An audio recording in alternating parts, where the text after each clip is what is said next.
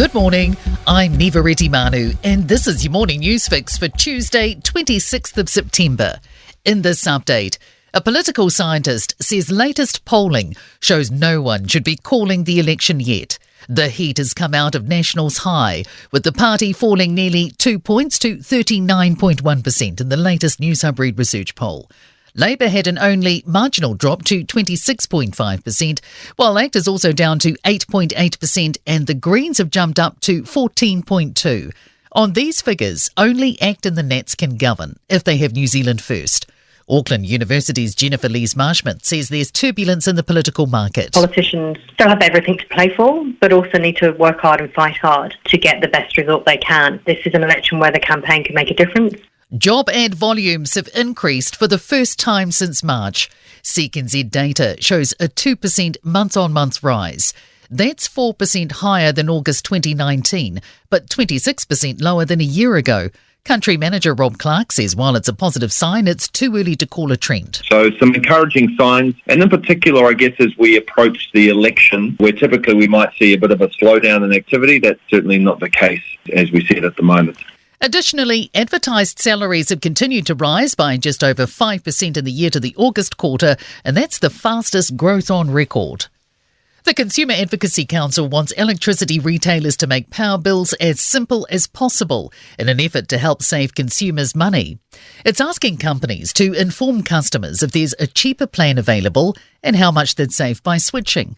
Chair Deborah Hart says this should be prominently placed on the power bill. She says Australian retailers must display a best plan notice on bills, and their research shows nearly 90% of consumers want it here. 16 Libyan civic and infrastructure officials have been charged following an investigation into the collapse of two dams which caused devastating floods in the country's east. The World Health Organization says more than 4,000 people have been killed and another 8,500 are still missing. 8 of the accused will be detained pending investigation.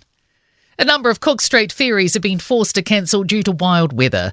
Bluebridge has confirmed morning and afternoon sailings today and tomorrow have been called off, with weather conditions forecast to deteriorate. A Met Service strong wind warning is in force in Marlborough and Wellington, and many parts of the Upper North Island have been battered by heavy rain overnight. The Gisborne District and Eastern Bay of Plenty have been receiving the heaviest falls, with high river levels and reports of flooding. In sport, All Blacks defence coach Scott McLeod is feeling for the Wallabies after yesterday's shock defeat to Wales, saying New Zealand rugby needs Australia to be strong. The NRL warns forward passes could still be missed by video technology, even if the bunker's given more power to rule on them. The England and Wales Cricket Board is vowing to change the game as it responds to a report outlining racism, sexism, classism and elitism. The NFL's seen the most points scored in a game by a team in 57 years, after the Miami Dolphins overwhelmed the Denver Broncos 70-20. I'm Nivareti Manu. That's your latest news fix, and we'll be back with the next update at midday from the Newstalk ZB newsroom.